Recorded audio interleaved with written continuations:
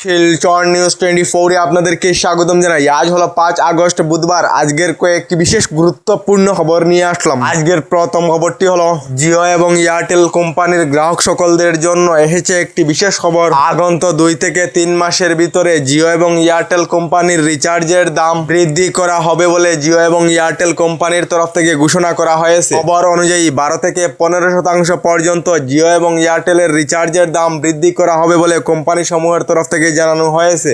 এদিকে এবার থেকে গাড়ির ইন্স্যুরেন্স অর্থাৎ বীমা না থাকিলে গাড়িতে ইন্ধন অর্থাৎ তেল ভরাতে পারবেন না। ইন্স্যুরেন্স অর্থাৎ বীমা না থাকা চলছে দেশের 56% গাড়ি, যার ফলে চিন্তিত হয়ে পড়েছে আদালত, যার জন্য কেন্দ্রীয় সরকারকে বিশেষ ব্যবস্থা গ্রহণ করার নির্দেশ সুপ্রিম কোর্টের তরফ থেকে দেওয়া হয়েছে।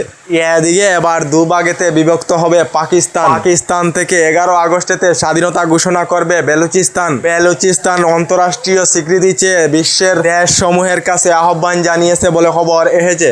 এদিকে বেকার যুবকদেরকে 2500 টাকা করে দেবে সরকার। সাবধান, আপনাদের কাছেও আসতে পারে এই ধরনের মেসেজ। বেকার যুবকদেরকে আর্থিকভাবে সক্ষম করার জন্য এই নতুন স্কিম এনেছে সরকার। ইতিমধ্যে সোশ্যাল মিডিয়ায় ঘুরে বেড়াচ্ছে এ ধরনের মেসেজ, যেখানে লেখা রয়েছে বেকারদের 2500 টাকা করে দেবে সরকার। আপনাদের কাছে এ ধরনের মেসেজ অথবা ফর্ম আসলে পূরণ অথবা আবেদন না করার জন্য কেন্দ্রীয় সরকার থেকে সতর্কতা জারি করা হয়েছে।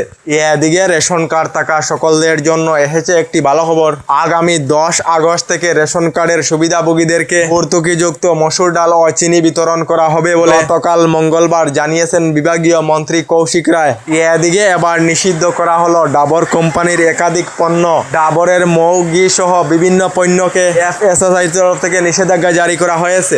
এদিকে রাজ্যের প্রান্তে প্রান্তে আরম্ভ হয়েছে ধারাসার বৃষ্টিপাত। আবহাওয়া বিজ্ঞান কেন্দ্রের পূর্বাভাস অনুযায়ী আগামী 7 আগস্ট পর্যন্ত রাজ্যের প্রান্তে প্রান্তে ধারাসার বৃষ্টি ও ভারী বৃষ্টিপাতের সম্ভাবনা রয়েছে, যার ফলে রাজ্য জুড়ে অ্যালার্ট জারি করা হয়েছে। এদিকে ফুটপাত দখলমুক্ত রাখতেই হবে। সব রাস্তায় পথচারীদের আলাদা হাঁটার রাস্তা চিহ্নিত করতে হবে বলে কেন্দ্রীয় সরকারকে নির্দেশ সুপ্রিম কোর্টের তরফ থেকে দেওয়া হয়েছে বলে খবর এসেছে।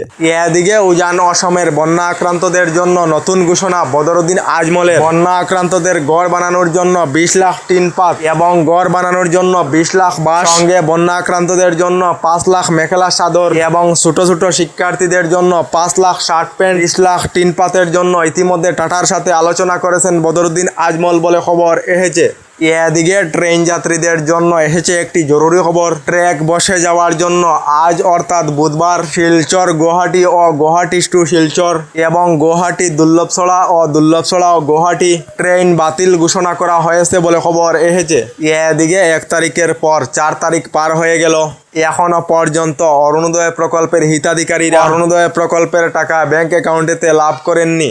অরুণোদয় প্রকল্পের 9000 করে টাকা লাভ করা হিতাধিকারীরাও লাভ করেননি। অরুণোদয় প্রকল্পের 1100 করে টাকা রাজ্য সরকার থেকে বলা হয়েছিল যে সকল অরুণোদয় প্রকল্পের হিতাধিকারীরা 9000 টাকা করে লাভ করেছেন, এই সকল অরুণোদয় প্রকল্পের হিতাধিকারীরা নিয়মিতভাবে অরুণোদয় প্রকল্পের টাকা প্রতি মাসে লাভ করবেন। কিন্তু বরাক উপত্যকার হাজার হাজার অরুণোদয় প্রকল্পের হিতাধিকারীরা অরুণোদয় প্রকল্পের টাকা লাভ করেননি। মুখ্যমন্ত্রী ডক্টর হিমন্ত বিশ্ব শর্মা আশ্বাস দিয়েছিলেন 9000 করে টাকা লাভ করা অরুণোদয় প্রকল্পের হিতাধিকারীদের কিছু করতে হবে না, শুধুমাত্র ব্যাংক অ্যাকাউন্টের সাথে আধার লিঙ্ক অর্থাৎ ডিপিটি সক্রিয় থাকতে হবে। ডিপিটি সক্রিয় থাকলে প্রতি মাসে হিতাধিকারীরা নিয়মিতভাবে অরুণোদয় প্রকল্পের টাকা লাভ করবেন। কিন্তু সবকিছু ঠিকঠাক থাকা অরুণোদয় প্রকল্পের হিতাধিকারীর ব্যাংক অ্যাকাউন্টেতে আসেনি অরুণোদয় প্রকল্পের টাকা। ব্যাংকেতে অরুণোদয় প্রকল্পের টাকা না পেয়ে খুবই পড়ছেন সাধারণ মানুষ। কার ইশারায় অসহায় সাধারণ মানুষের নাম অরুণোদয় প্রকল্প থেকে কর্তন করা হয়েছে, এ নিয়ে বরাক উপত্যকার 3টি জেলার সাধারণ মানুষের মুখে তোড়জোড় আরম্ভ হয়েছে বলে খবর এসেছে।